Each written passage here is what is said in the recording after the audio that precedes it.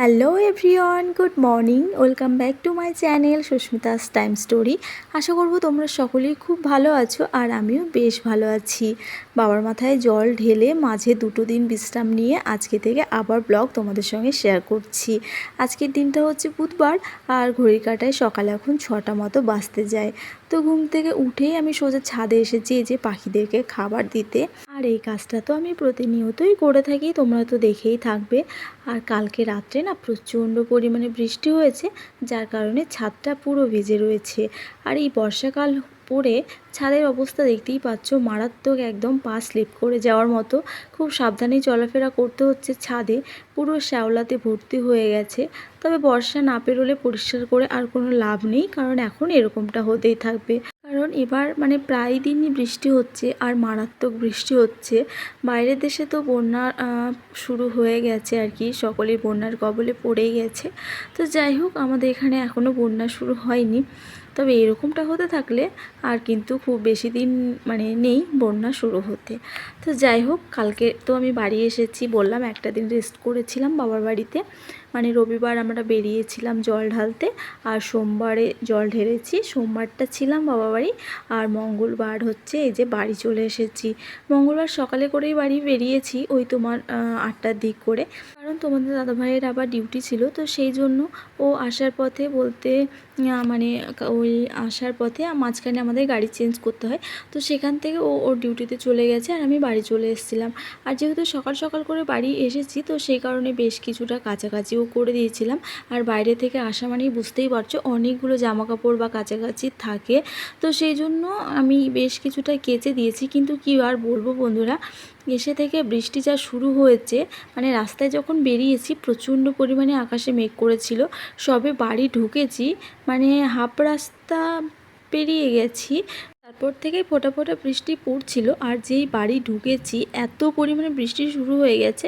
তো বৃষ্টি দেখে আমি আর পুরোটা কাছাকাছি করলাম না, তো ওই অর্ধেকটা কিছু করেছি, কারণ না কেচে দিলে আবার তোমার একসাথে অনেকটাই জমে যাবে। তো একসাথে কাজ বাঁধিয়ে রাখা বুঝতেই পারছো, ভীষণ একটা চাপ হয়ে যায় আমার। তো সেই জন্য অর্ধেকটা কেচেছি আর অর্ধেকটা রেখেছিলাম। আর বাড়ি এসে আবার বেডশিট চেঞ্জ করেছিলাম, চাদর টাদর সমস্ত কিছুই আর কি কাচার রয়েছে। তো যতটা পেরেছিলাম ছোটোখাটোগুলো কেচে দিয়েছিলাম। আর তোমাদের দাদাভাইয়ের ডিউটিরও ওই চাদর মশারি এগুলো ছিল, কারণ আগের দিন কাচতে সময় পাইনি, কারণ রবিবার তো আমরা বেরিয়ে গেছিলাম ওই 11টার দিক করে। তো সেই জন্য রবিবার দিন 11টার দিক করে বাড়িতে বেরিয়েছি, 11টা কি 12টার দিক করে বাড়ি থেকে বেরিয়েছিলাম। আর ওখানে আমরা গঙ্গা স্নান টান করে 2টো থেকে হাঁটা স্টার্ট করেছিলাম।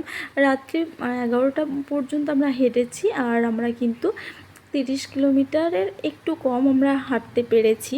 তারপরে মাঝরা ওই 28 কিলোমিটার মতো গেছিলাম। তারপরে মাম্মাম না ঘুমিয়ে পড়েছিল। তো সেই জন্য বুঝতেই পারছো, অত বড় একটা বাচ্চা ঘুমিয়ে গেলে কোলে নিয়ে হাঁটা কিন্তু সম্ভব নয়। তো সেই জন্য মাঝপথে বোনেদের সঙ্গেও দেখা হয়েছিল, ওরাও গেছিলো। তো সবাই মিলে একসঙ্গে বাসে করে নেমে পড়েছিলাম মাদের বাড়ি। সেখান থেকে রেস্ট করে রাত্রেবেলায় মাম্মামকে আর কি ঘুমিয়ে টুমিয়ে দিয়ে তারপর আমরা সকালবেলায় কিন্তু জল ঢালতে গেছিলাম মন্দিরে। আর মাদের বাড়ি থেকে মন্দিরটা খুব কাছেই, তো সেই জন্য আর কি। আর যেহেতু কাছেই বাবার বাড়ি বা থাকার একটা সুবিধা রয়েছে, তো সেই জন্য আমরা আর কষ্ট করে মন্দিরে থাকিনি। আর যেই টাইমে আমরা মন্দিরে পৌঁছবো, তো সেই টাইমে না প্রচণ্ড পরিমাণে লাইন হয়ে যায়। তো অতটা লাইন দাঁড়িয়ে কিন্তু জল ঢালা পসিবল নয় ছোটো বাচ্চা নিয়ে। তো সেই জন্য আমরা মাদের বাড়িতে রেস্ট করেছিলাম। ওই 12টার দিকে আমরা পৌঁছেছিলাম মাদের বাড়িতে। তো একটু ঘুমিয়ে ফ্রেশ হয়ে আবার স্নান ধান করে সকালে আমরা মন্দিরে গেছিলাম। তো পরে আমি আর কোনো রকম ভিডিও ক্লিপ শ্যুট করতে পারিনি, কারণ মাথায় ছিল না। আর যখন দেখবে কোনো একটা কিছু করার ইচ্ছে মাথার মধ্যে ঘুরপাক করে, তখন এক্সট্রা কাজগুলো বা এক্সট্রা কিছু না মাথায় থাকে না। আমার তো এরকম হয়। আর বাবার মাথায় জল ঢালা আমার কাছে ভীষণ একটা এক্সাইটেড ব্যাপার এবং খুব আনন্দের একটা ব্যাপার। তো সেই জন্য আমি সব কিছুই ভুলে গেছি বলতে পারো। তো খুব ভালোভাবে আমরা জল ঢেলেছি এবং আমাদের জার্নিটা খুব সুন্দর ছিল। আর আগের বারের তুলনায় এবার কিন্তু আমরা অনেক মজা করেছি। তো যাই হোক, আমার কিন্তু এদিকে আমার অনেক কাজকর্ম হয়ে গেছে। সকালে বাসি কাজ কমপ্লিট করে এখানে স্নান ধান করে তোমাদের দাদাভাই খেয়ে বেরিয়ে গেল। আর আমি এখন এই যে চাটা গরম করে নিয়ে বসেছি। তার আগে বাজারে এনে দিয়েছে, মাছ এনেছিল। টানা 4 দিন পর আজকে আঁশ খাচ্ছি, জানো তো, মানে আমিষ খাচ্ছি 4 দিন। তোমার শনিবার রবিবারে খাইনি, যেহেতু রবিবারে আমরা বেরোবো, তারপরে সোমবার তো নিরামিষ, মঙ্গলবারও নিরামিষ, পুরো 4 দিন পর আজকে আমিষ খাচ্ছি। তো যাই হোক, কী আর করা যাবে। তবে 4টে দিন যে নিরামিষ খেয়েছি বা নিরামিষের মধ্যে ছিলাম সেরকম কিন্তু কোনো কিছু বুঝতে পারিনি বা কোনো কিন্তু কষ্ট হয়নি, কারণ ওই যে বললাম মনের মধ্যে একটা আলাদা আনন্দ কাজ করছিল। তো যাই হোক, এদিকে দেখো আমি মাছ টাছ ধুয়ে নুন হলুদ মাখিয়ে আমি চাটা খেয়ে নিলাম। চা খেয়েছি তোমাদের দাদাভাইয়ের সঙ্গে একবার, কিন্তু চা একটু বেশি করা হয়ে গেছিলো, তো একটু বেজেছিল, তো সেটাই গরম করে আরও একবার খেয়ে নিলাম। খেয়ে এদিকে রান্নাঘরে এসেছি, এখন মাছটাকে ভেজে নেব, আর মাছের ঝোল আর ভাত করব, আর হচ্ছে তোমার কুমড়ো ভাজা করেছিলাম। তো যাই হোক বন্ধুরা, তোমাদের একটু অসুবিধা হচ্ছে আমি বুঝতে পারছি, কারণ আমি এখন ভয়েস ওভার করছি আর বাইরে না প্রচণ্ড পরিমাণে বৃষ্টি হচ্ছে। জানালা দরজা ফ্যান সবটা বন্ধ করে আমি ঘরের মধ্যে এই গরমে না ভয়েস ওভার করছি, কিন্তু তবুও দেখো বাইরে থেকে একটা কেমন আওয়াজ আসছে, যার কারণ হচ্ছে বাইরে প্রচণ্ড পরিমাণে বৃষ্টি হচ্ছে। তোমরা পরের দিন ব্লগে দেখতে পাবে যে কী পরিমাণে বৃষ্টিটা শুরু হয়েছে। তো তোমরা একটু প্লিজ ম্যানেজ করে নিও।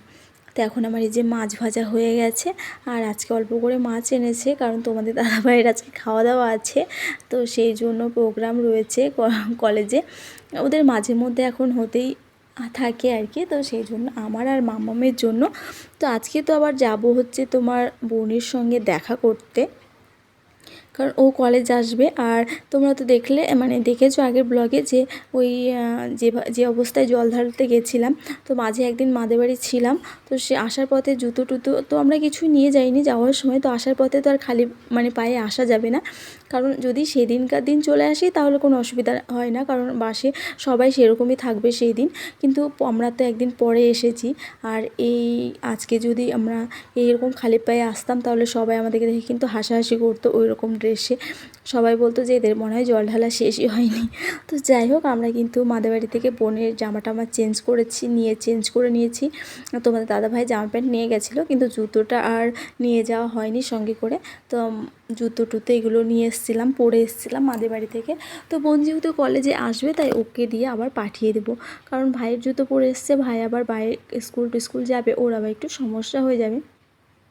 সমস্যা খুব একটা নয়, কারণ 2-3 জোড়া করে তো জুতো রয়েছে, কিন্তু যেহেতু বোন আসছে তাই আর কি পাঠিয়ে দেবো। আবার জুতোটা দিতে যাব, আবার ওরা কবে আসবে না আসবে পড়ে থাকবে বাড়িতে, তো সেই জন্য আর কি আমি এদিকে তাড়াতাড়ি কাজগুলোকে করে কিন্তু রান্নাবান্নাটা স্টার্ট করেছি। আর এদিকে মাছটা এনেছে, কারণ একটু বোনের জন্য খাবারও নিয়ে যাব, খালি হাতে যাব বলো, তো সেই জন্য আজকে করেছি আলু পটল দিয়ে হচ্ছে মাছের ঝোল হালকা পাতলা করে, আর করেছিলাম ওই তো কুমড়ো ভাজা। এদিকে দেখো পটলগুলো আমি ভেজে তুলে নিয়েছিলাম নুন হলুদ দিয়ে, তারপরে আলুটা আর পেঁয়াজটাকে ভেজে মশলাটা দিয়ে কষিয়ে নিলাম ভালো করে, পটলও দিয়ে দিয়েছি। মশলা কষানোর পর এই যে জল দিয়ে দিয়েছি পরিমাণ মতো, এবার মাছগুলো দিয়ে সব শেষে ধনেপাতা একটু ছড়িয়ে দেবো। আর আজকে ঝোলটা কিন্তু খুব সুন্দর হয়েছিল। আমি বেসিক্যালি সবজি দিয়ে কমই করি মাছের ঝোল, কারণ খেতে চায় না তোমাদের দাদাভাই, তো যেহেতু আজকে খাবে না তাই করেছি আমাদের 3 জনের জন্য, আমি মামাম আর ওই যে বোনের জন্য খাবার নিয়ে যাব সেটাই। তো সেই জন্য আর কি পটল দিয়েছি। একটু যদি সবজি দিয়ে মাছের ঝোল করি বা কিছু করি না, ও খেতে চায় না, কারণ মাছের ঝোলে হালকা ওই একটা আলু দেব আর মশলা দিয়ে কষিয়ে করব, এটাই ওর বেশি পছন্দ, মানে সবজি দেওয়াটা আর পছন্দ করে না। তো যাই হোক, আমি কিন্তু রান্নাবান্না কমপ্লিট করে একদম তাড়াহুড়ো করে কাজগুলো গুছিয়ে নিয়েছি, গ্যাস মুছে বাসন মেজে জামা কাপড়গুলো সকালে দেখলে ছাদে দিয়েছিলাম সেগুলোও তুলে রেখেছি, কারণ বৃষ্টির কথা বলা যায় না কখন বৃষ্টি চলে আসবে।